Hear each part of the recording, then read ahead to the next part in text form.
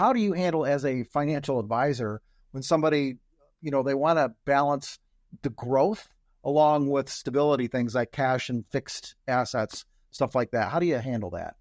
Well, if I could tell you probably the most common question I hear, it's, I want my money to grow, but I don't want to lose anything, or something like that. They want this perfect set of circumstances.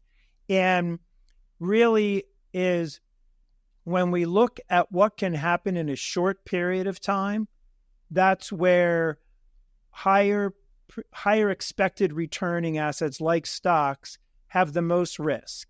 However, over time, they have the best and really the strongest ability to fight inflation, because the stock market historically does much better than the average rate of inflation. The 10-year bond yield is going to be basically paying a dividend that's only a little bit better than what the expected rate of inflation is. So essentially, bonds are just keeping up with inflation. So if you have enough money to pay you enough income, and as inflation rises and you need a little bit more income, if you have enough bonds to pay you enough income right now, it's not going to be enough in the future. You're going to need more capital to be able to get that same income. So that's why you need a little bit of both. So how do you balance all of that? It really comes down to, again, back to what you asked earlier about the withdrawal rate. Is if we have a reasonable withdrawal rate, we're not pulling too hard on our longer term investments, and we're buying them time to deliver the longer term expected anticipated type of return. If we have a high withdrawal rate where we need to withdraw no matter what from our stock investments, we are certain to be pulling from them at a bad time, and that's going to undermine our long-term strategy. So how do you balance that is really, you have to look at it from purpose, and I think it's really important to focus on the purpose of why you have stocks and bonds and other asset classes that have some degree of volatility, but maybe not as much as stocks, and then what your overall allocation is.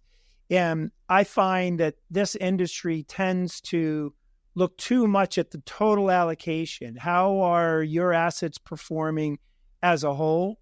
And I think when you look at a withdrawal rate and you see, well, I can get so much money I need from my lower volatile assets in this given year, and I can see that buys me time for these other places.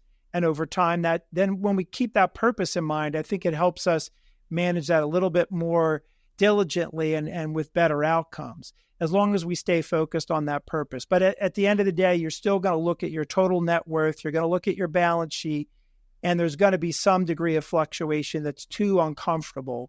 And nothing works if you can't stick to the strategy. So that's how you have to balance these two things together, is purpose as well as just what's your comfort level. And you have to be willing to accept that you're going to get an adequate return to support you in your lifestyle, and not be the one who's going to be bragging at, the neighborhood barbecue all summer long that you have the best performing portfolio. You want to be able to brag that I can sustain my lifestyle for the rest of my life, and I can sleep very well at night doing so. If our conversation resonates with you and you'd like to have a conversation about your specific situation, come to goodfinancial.com and click Contact Us, and we're always happy to start a conversation to help you prepare for your financial future.